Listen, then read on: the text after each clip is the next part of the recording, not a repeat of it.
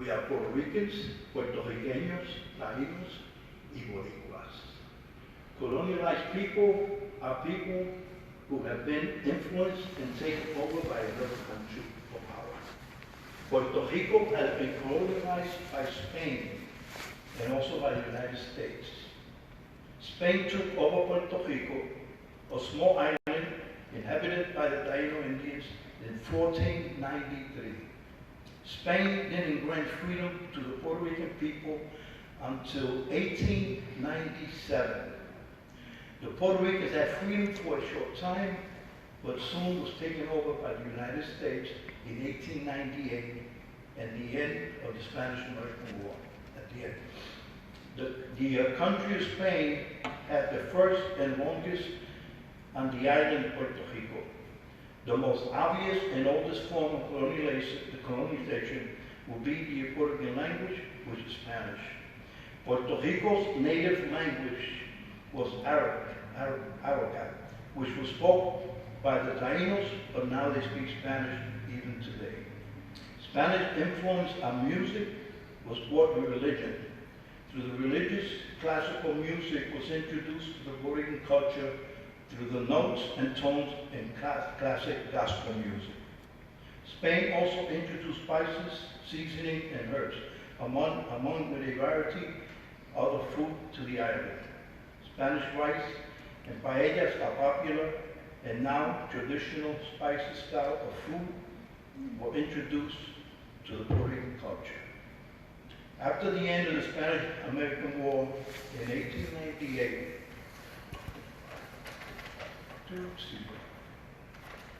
the United States took over the island of Puerto Rico. I think the United States had the greatest impact on the indoctrination and colonization of the Puerto Rican people.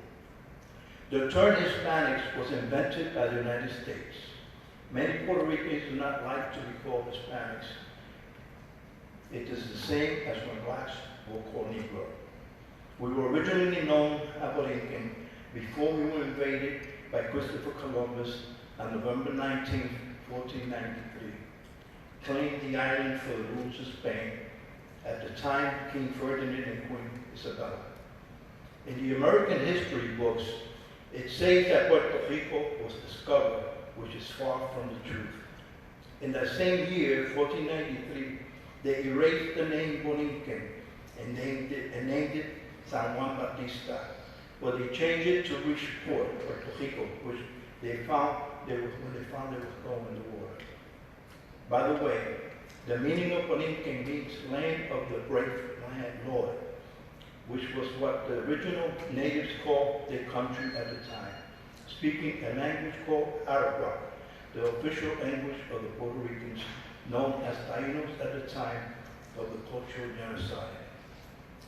Spain continued to own and oppress the people of the colony until the beginning of the Spanish-American War in 1898. And as you should know, Spain lost that war to the United States and forced to give up the rights to Puerto Rico, becoming possession of the United States, and it has been the United States colony ever since. You should know that during the war, Spain granted independence to all the other colonies in Latin America. There was a discussion of granting Puerto Rico, a process leading to the independence, but the United States never honored that agreement. Today, Puerto Rico is a unique country with a rich cultural diversity, composed of black, white, and brown faces. That historians and the politicians try to color us as a beautiful melting pot of cultures due to the influence of different cultures, like Spanish, Asian, Taino, Indians, and Africa. But they leave out the slavery, the rape of our women, and the ongoing violence imposed on us. The United States is about 1,080 times bigger than Puerto Rico, so you know. Puerto Rico continues to be the most highly populated of all U.S. territories. The Puerto Rican flag, designed in 1892, was proclaimed the official flag of Puerto Rico in 1952. The governor at the time was Louis Muñoz Marin. At one time, he lived in Maine, a poet writer in New York, but influenced by American politics and the corporations, moved to Puerto Rico, becoming the first Puerto Rican governor of the colony. You should know that prior to becoming the official flag of Puerto Rico, it was a violation of a crime to carry or wave the flag in public. The flag is very much like the flag of Cuba, as both was designed at the same time. The red stripes are symbolic of the blood that nourishes the three branches of its government: legislative, executive, and judiciary. The white stripes represent individuality and the rights that keep the government in balance. The first known incarnation of the system, of the symbol, was made by Puerto Rican Manuela Misma de Sosa. She is our Puerto Rican Betsy Ross. The notion to adopt the flag was approved unanimously by the Puerto Rican revolutionaries. In 1895, Cuba and Puerto Rico were the only two Spanish colonies left in the Western Hemisphere. As a point of fact, and not too many people know this, but the Puerto Rican section of the Cuban Revolutionary Party, founded by Jose Martin, agreed upon using the Cuban flag as the model for the Puerto Rican flag.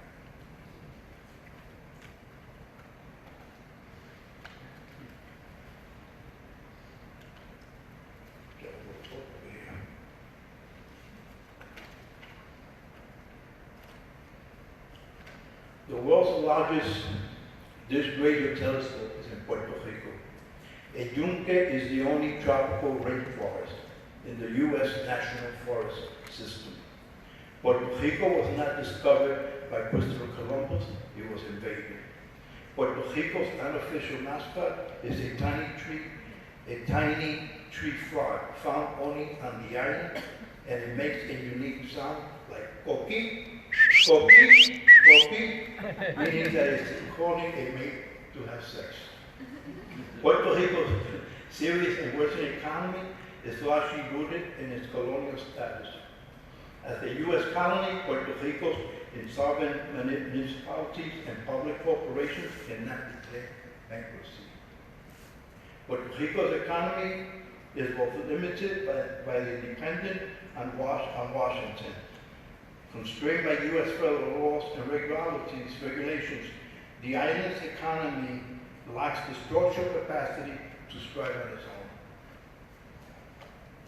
own. Puerto Rico has no control over its monetary policy and little control of its fiscal policy. Issues that have to do with immigration, foreign policy, and trade are controlled or dictated by United States law and U.S. regulatory agencies. In 2019, Puerto Rico has no actual representation in Congress. Decisions are made with little or no consideration for the needs and general welfare of the island's residents. Puerto Ricans must obey laws passed by government in which they do not participate. Puerto Rico's status as an unincorporated territory means it belongs to, but not as part of the United States, and that is unlikely to change.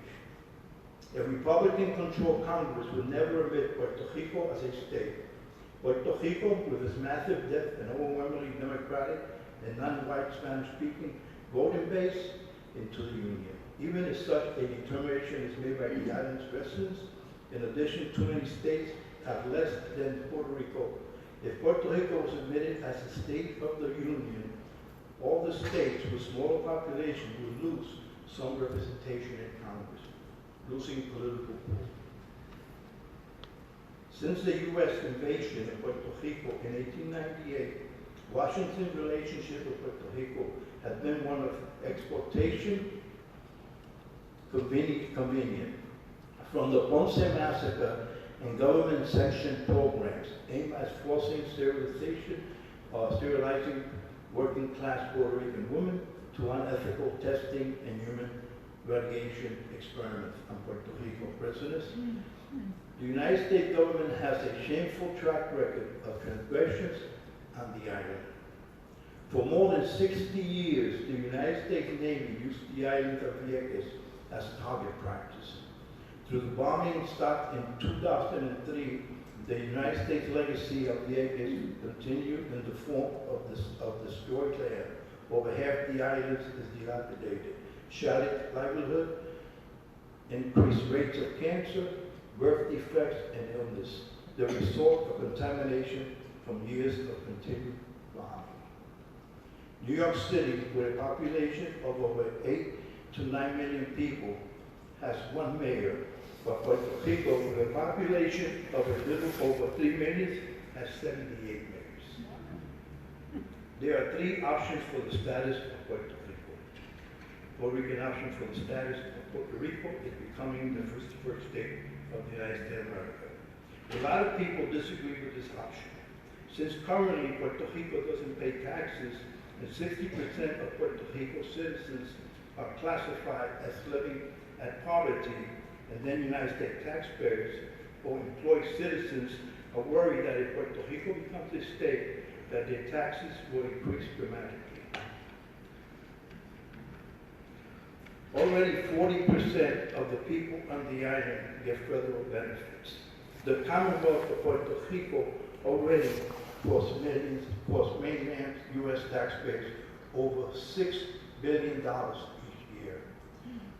The year of Puerto Rico could cost residents, the state of Puerto Rico could cost residents of another option is to remain a Commonwealth.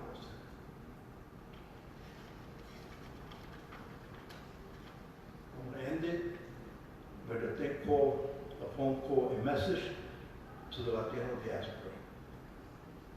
Not Hispanic, not from Spain, not born in Spain. We did not go to Spain. Spain came to us, introduced us to slavery. We are not Spanish. We speak Spanish. I'm Puerto Rican, Dominican, and Mexican. From a place called Puerto Rico, Santo Domingo, Cuba, y Mexico. Uncluttered the pages in the head to wake up the history of the past, to heal the mind to think again, to educate the present, to have a future. Let us dare to embrace the image in the mirror. Let us be a family again.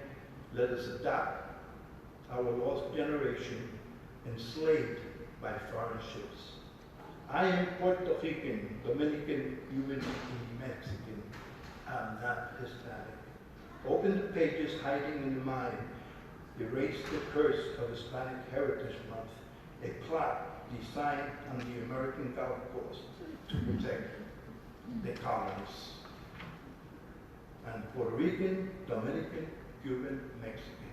From a place called Puerto Rico, Santo Domingo, Cuba, y Mexico. I'm not Hispanic, just like the black is not a Negro. Thank you. Let me now introduce the next speaker is a young man who is originally from New York City, the Bronx, I suppose it. Came here and he saw a lot of injustices, saw that there was a need for young Latinos, Puerto Ricans to get involved with the community. He came, he saw, and he conquered. He is very involved with the Bush organization. He works with young people.